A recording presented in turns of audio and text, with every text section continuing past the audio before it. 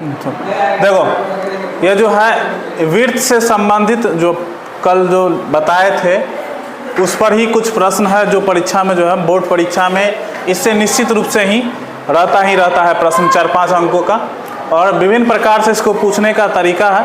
इसमें से जो एनसीईआरटी में जो दिया गया है इसी पर आधारित जो है अन्य बुक में इसका सवाल रहता है, ठीक है।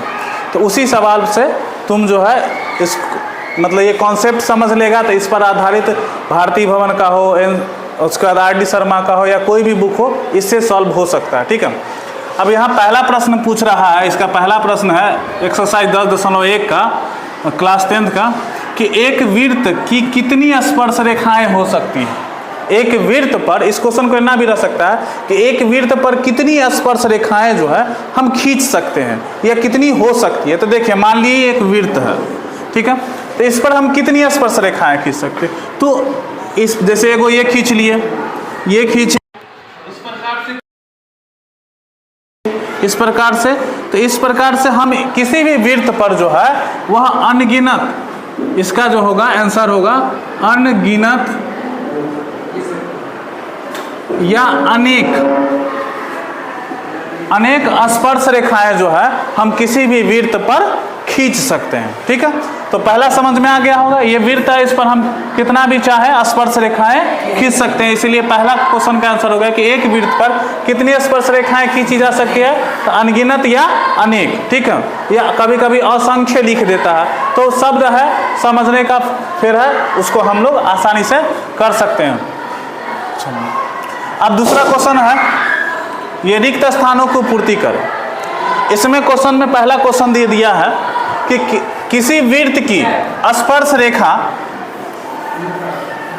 किसी वृत्त की स्पर्श रेखा जो है उसे डैश बिंदु पर प्रतिच्छेद करती है। अब देखिए एक वृत्त है, एक वृत्त पर कह रहा है कि स्पर्श रेखा, स्पर्श रेखा का मतलब क्या कि जो इसको छूकर निकलती हो, जो उसे छूकर निकलती हो। तो जैसे मैं यहाँ पर स्पर्श हम किए तो ये पूछ रहा है कि कितने बिंदु पर स्पर्श करती है, तो इसका आंसर होगा कि यह एक बिंदु पर इसे स्पर्श करेगी, ठीक है। तो इसका आंसर भरा जाएगा क्या, एक बिंदु पर प्रतिच्छेद करती है या स्पर्श करती है, ठीक है। तो इसका आंसर हो जाएगा क्या, एक हो जाएगा, ठीक। अब अगला क्वेश्चन है कि वृत्त को दो बिंदुओं पर प्रतिच्छेद करने वाली रेखा, वृत्त को कितने बिंदु पर, दो बिंदुओं पर प्रतिच्छेद करने वाली रेखा को हम क्या कहते हैं, ठीक है। तो देखिए एक रेखा है, अब इस वृत्त को दो बिंदु पर प्रतिच्छेद करना करेगा, तो जैसे एक रेखा ना खींच दिए तो एक बिंदु यहाँ बन गया और एक बिंदु यहाँ बन गया, तो ये दो बिंदुओं पर प्रतिच्छेद कर रही है वृत्त को। तो इसको जो रेखा मतलब किसी आकृति को या किसी दो रेखा को प्रतिच्छेद करे, मतलब आर पार हो जाए, उसे कहते हैं प्रतिच्छेदी रेखा। क्या कहते हैं, प्रतिच्छेदी रेखा, या इसको छेदक रेखा भी कहा जा सकता है। तो यहाँ इसका आंसर हो जाएगा क्या, क्या प्रतिच्छेदी रेखा या छेदक रेखा, ठीक है। तो इसका आंसर हो जाएगा, दो का आंसर हो जाएगा प्रतिच्छेदी रेखा या छेदक रेखा, ठीक है। दूसरा समझ में आ गया होगा, कोई दिक्कत नहीं हुआ होगा। चलिए अब तीसरा प्रश्न करा है, एक वृत्त की, ठीक है, एक वृत्त की समांतर स्पर्श रेखाएं हो सकती है, मतलब एक वृत्त पर कितनी समांतर स्पर्श रेखाएं हो सकती है। तो समांतर स्पर्श रेखा, पहले नंबर तक ये समझना है कि समांतर रेखा क्या होता है। तो समांतर रेखा का मतलब होता है कि जो एक दूसरे को कभी नहीं काटे, उसी को हम कहते हैं समांतर रेखा। तो इसमें कह रहा है कि एक वृत्त की डैश समांतर स्पर्श रेखाएं, मतलब समांतर हो परंतु रेखा भी होनी चाहिए, समांतर भी होनी चाहिए, भी होनी चाहिए। इसका मतलब है कि इससे एक वृत्त की रचना करेंगे तो इस पर कितनी स्पर्श रेखाएं खींची गई है, दो, मतलब, लेकिन यहाँ पर समांतर तो है, ये दोनों को एक समांतर न कहेंगे, एक समांतर रेखा होगा, एक समांतर हुआ ना, भले ही दो लाइन है लेकिन समांतर रेखा कितना होगा, इसलिए इसका आंसर क्या हो जाएगा, एक समांतर रेखाएं खींची जा सकती है। अब अगला क्वेश्चन है कि वृत्त तथा उसकी स्पर्श रेखा के, वृत्त तथा उसकी स्पर्श रेखा के उभयनिष्ठ बिंदु को हम क्या कहते हैं। तो उसको कहा जाता है, जैसे मैं अब अगला इसका भी समझ लीजिए। एक वृत्त है, यह वृत्त बन गया। कह रहा है वृत्त तथा उसकी स्पर्श रेखा, एक स्पर्श रेखा हम नीचे से खींच दिए, स्पर्श रेखा खींचा गया। अब कह रहा है स्पर्श रेखा के उभयनिष्ठ बिंदु को, ये बिंदु है, ये बिंदु है, को क्या कहते हैं? तो चूंकि ये को क्या कर रहा है, छू रहा है, स्पर्श करने का मतलब क्या, छूना, स्पर्श करने का मतलब छूना। तो ये छू रहा है, इसीलिए कहा जाता है स्पर्श बिंदु। क्या कहा जाता है इसे? स्पर्श बिंदु। ठीक है, तो इसलिए इस उभयनिष्ठ बिंदु को हम क्या कहेंगे? स्पर्श बिंदु कहेंगे। ठीक है, तो इस प्रकार से ये 4 गो प्रश्न जो है वो आपके लिए इंपॉर्टेंट है। और जो है आधारित जो है एक वीडियो जो है कल देख लीजिएगा, तो इससे संबंधित और सारा जो है उसमें बताया गया है। जैसे में वृत्त की सबसे बड़ी जीवा किससे होकर गुजरती है, तो किससे होकर गुजरती है? अगर आप लोग देखे होंगे तो त्रिज्या से नहीं, व्यास से होकर गुजरती है। किससे होकर गुजरती है? वृत्त की सबसे बड़ी जीवा व्यास से होकर गुजरती है। इसका फार्मूला, वृत्त से संबंधित फार्मूला जितना भी है वो सारा डाला हुआ है। इससे संबंधित और जो होता है और इम्पोर्टेंट पॉइंट वो सारा डाला हुआ है, आप लोग उसको देख सकते हैं। इसको रोक। इसमें जो है एक थोड़ा सा मिस्टेक हो गया था कि एक वृत्त की जो समांतर स्पर्श रेखाएं होती है वो 2 खींची जा सकती हैं। ठीक है, इसका आंसर क्या हो जाएगा? थोड़ा सा करेक्शन कर लीजिएगा। ये 2 स्पर्श रेखाएं खींची जा सकती है। सभी का फिगर जो है ये साइड में बना दिए हैं ताकि समझ में रहे। ठीक है,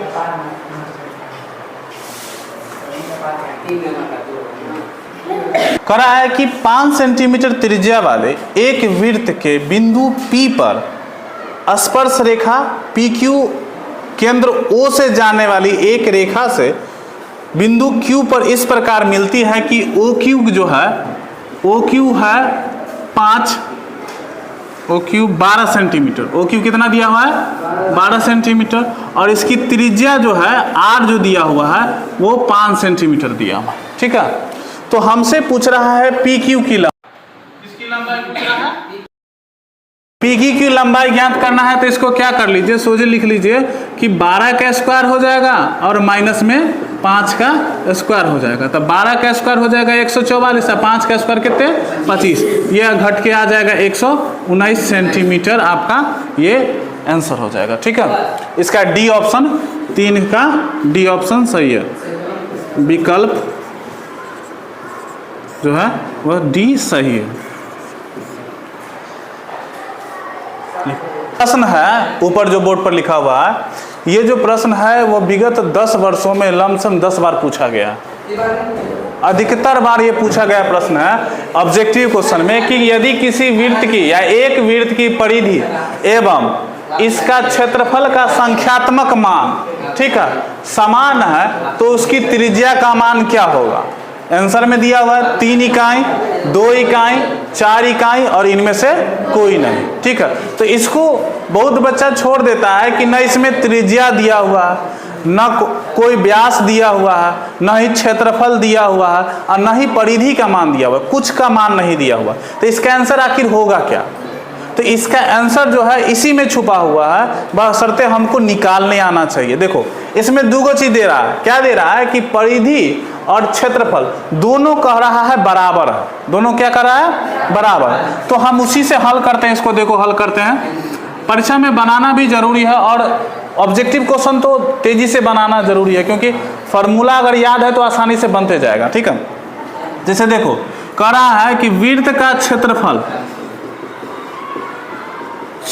जो है वह वृत्त के परिधि के बराबर है। किसके बराबर है? वृत्त के परिधि के बराबर। तो दोनों का अगर हम फॉर्मूला लिखते हैं तो क्या लिखते हैं? पाई आर स्क्वायर बराबर 2 पाई आर, यही लिखेंगे। अब देखिए ये पाई से पाई और यहाँ आर स्क्वायर है तो इसको आर गुने आर बराबर 2r लिखेंगे। एगो आर से एगो आर कट गया तो आर का मान कितना आ गया? 2 इकाई। ठीक है, तो इसलिए इस प्रकार से इसका आंसर क्या हो गया? 2 इकाई। है ना आसान? तो लेकिन अधिकतर बच्चा इसको क्या करता है? छोड़ देता है। बन गया? समझ में आ गया?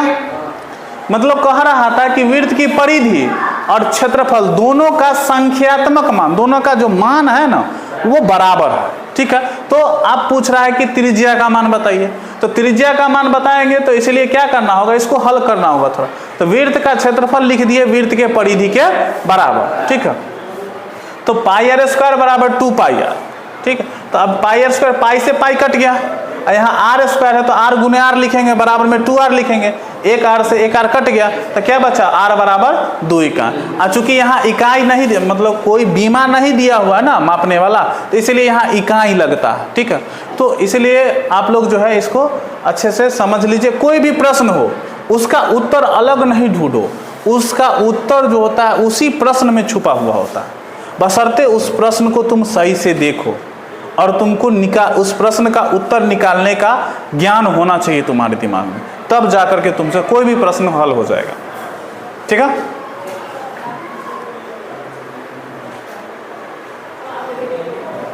वृत्त पर आधारित जो है ये दूसरा प्रश्न। ठीक है, यहाँ पर क्वेश्चन जो है दिया हुआ, एक पहिए का व्यास जो है वह 8 मीटर है। पहिए का व्यास कितना है, 8 मीटर। तो 4 यह प्रश्न पूछ रहा है, तो बना सकती है इस प्रश्न को। तो देखिए हम बनाते हैं, कोई एक चक्का है, ये मान लीजिए चक्का है, ठीक है, गोल। तो ये इसका व्यास दिया हुआ है कितना, 8 मीटर। कितना दिया हुआ है, 8 मीटर। तो हमसे पूछ रहा है कि ये 400 चक्कर ना घूम रहा। ठीक है, तो 400 चक्कर में कुछ ना कुछ तो दूरी चलेगा, तो कितना दूरी चलेगा। हम साइकिल चलाते हैं तो चक्का उसमें नाचता है ना, तो दूरी तय करता है। तो वही हमसे पूछ रहा है कि कितना दूरी तय करेगा जब वह चक्का जो है वह 400 चक्कर लगा लेगा। तो ठीक है, ये छोटा सा प्रश्न होता है लेकिन परीक्षा में बार बार आते रहता है और बहुत बच्चे इसको छोड़ देते हैं, जबकि ये बहुत आसान प्रश्न है। देखिए कल भी समझाए थे कि वृत्त जब गोल गोल चक्कर लगा रहा है तो क्या तय करना है, क्षेत्रफल तय करना है कि परिधि तय कर रहा है, परिधि तय कर रहा है। क्या तय कर रहा है, परिधि। तो इसका मतलब कि एक चक्कर में वो कितना परिधि तय कर रहा है ये निकाल लेंगे। अब बाद में कि जब निकल जाएगा तो 400 चक्करों में निकल जाएगा गुना करके। तो इसलिए लिखेंगे सबसे पहले व्यास दिया हुआ, क्या दिया हुआ है, व्यास। तब उस पहिए का व्यास दिया हुआ है 8 मीटर दिया हुआ। तो व्यास से त्रिज्या निकालना तो आता है, तो त्रिज्या निकालेंगे तो त्रिज्या का फॉर्मूला क्या हो जाता है, व्यास बटा 2, मतलब 8 बटा 2। ये करके कितना आ जाएगा, 4 मीटर। तो लिखेंगे पहिए द्वारा एक चक्कर में तय की गई दूरी। तो दूरी का मतलब क्या, परिधि। दूरी का मतलब क्या, परिधि। तो क्या हो जाएगा, 2 पाई आर। क्या होगा, 2 पाई आर। तो देखिए यहाँ 2 पाई का मान नहीं रखना है। क्यों नहीं रखना है, देख लीजिए, क्योंकि पाई यहाँ है, सब जगह पाई है, इसलिए पाई का मान नहीं रखना। और त्रिज्या का मान कितना दिया हुआ, 4। तो इसका मतलब 8 पाई मीटर तय करेगा एक चक्कर में। अब पूछ रहा है कितना चक्कर, कितना करके पूछ रहा है, 400 चक्कर में। तो 400 चक्कर में, तो एक चक्कर में हो गया 400 चक्कर में तय की गई दूरी बराबर। देखिए एक चक्कर में 8 पाई, तो 400 चक्कर में, तो 400 गुने 8 पाई, तो कितना हो जाएगा, 800 पाई मीटर। मतलब वो जो है पहिया जो है वो 400 चक्करों में 3200 पाई मीटर दूरी तय करेगी। इस प्रकार का बहुत सारा प्रश्न होता है। ठीक है, ये तो अभी समय है इसलिए हमने पूरा प्रोसेस से निकाल के बताया ताकि तुम लोग इसे सीख जाओ। लेकिन जब तुम सीख जाओ तो परीक्षा में इसे शॉर्ट रूप में बस एक को परिधि निकाल लेना है, 400 से उसको गुना कर लेना, जितना चक्कर देगा। इस पर आधारित बहुत सारा प्रश्न होता है। ठीक है, इसको सॉल्व करना और बार बार इसको रिवीजन करते रहेगी तो इस प्रकार का आसानी से सॉल्व होता रहेगा। ठीक है, अच्छा लगे तो देख लेना। पहले अथी में चलो राष्ट्र।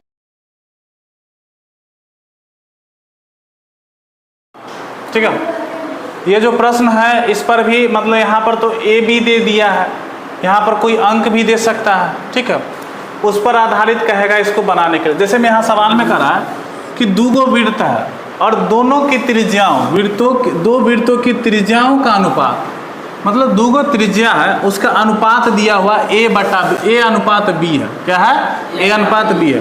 तो उनके क्षेत्रफलों का अनुपात क्या होगा, मतलब क्षेत्रफल का अनुपात क्या होगा। तो चूंकि दिया हुआ है इसको तो डायरेक्ट भी बताया जा सकता है पहले, लेकिन लॉन्ग प्रोसेस से समझते हैं ताकि समझ में रहेगा कि आखिर सवाल बनता कैसे है। ठीक है, उसके बाद शॉर्ट में बता देंगे।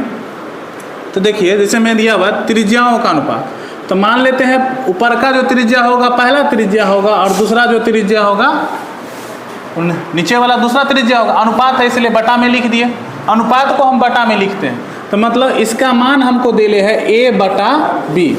क्या दिया हुआ है? ए बटा बी। मतलब ये पहली त्रिज्या है इसलिए R1 और ये दूसरी त्रिज्या है इसलिए R2 और ये दिया हुआ है मान ए बटा बी। ठीक है, अब इसका क्षेत्रफल का अनुपात निकालना, अनुपाते में पूछ रहा है इसलिए नाहिते बनाना है। तो लिखेंगे पहले वृत्त का क्षेत्रफल बटा दूसरे वृत्त का क्षेत्रफल।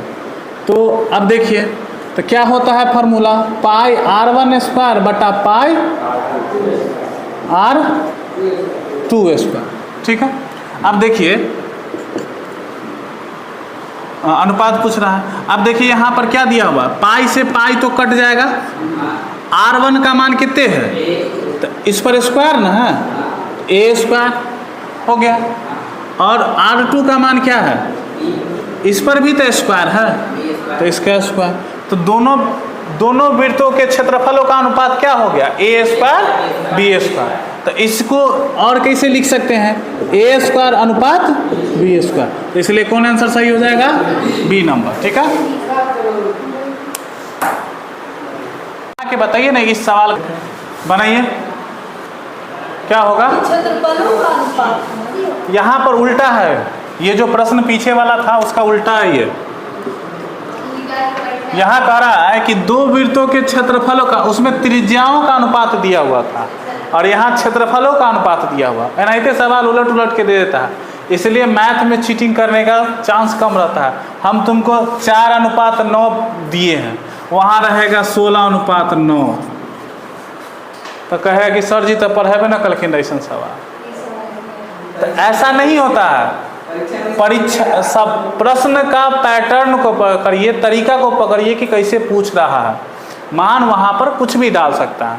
ठीक है, इसलिए कहा जाता है कि इसमें कॉन्सेप्ट समझना जरूरी है। गणित में जितना हो सके कॉन्सेप्ट को समझिए, जो सवाल को हम कैसे हल कर रहे हैं, कौन सी विधि लगा रहे हैं, क्या सोच करके उसको बना रहे हैं, इससे सीखिए। ठीक है, अब यहाँ देखिए कह रहा है कि दो वृत्तों के क्षेत्रफलों का अनुपात दिया है।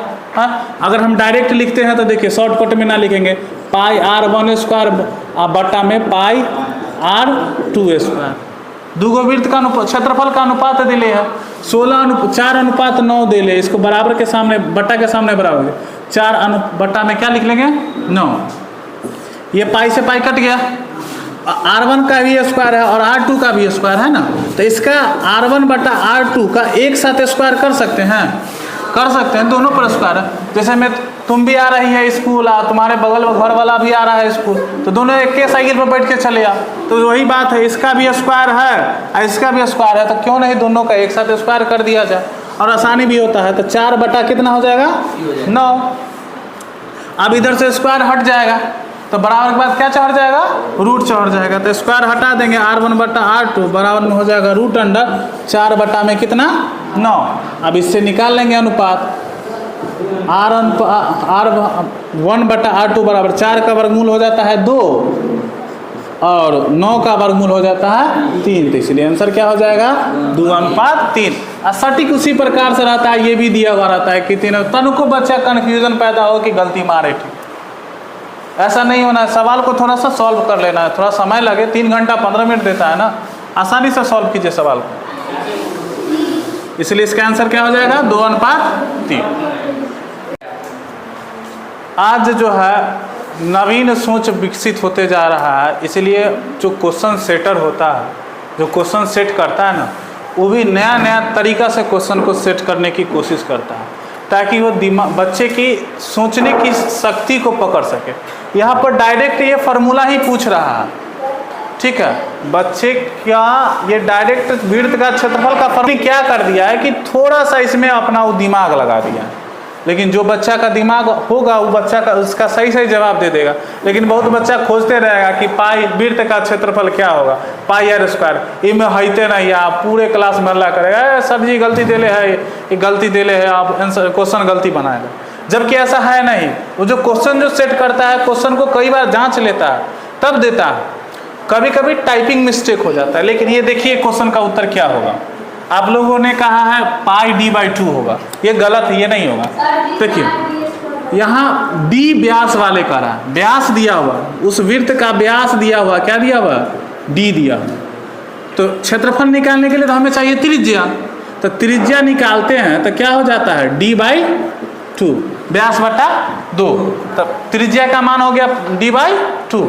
अब हमें चाहिए वृत्त का क्षेत्रफल, वृत्त का क्षेत्रफल होता है पाई आर स्क्वायर। क्या होता है, पाई आर स्क्वायर।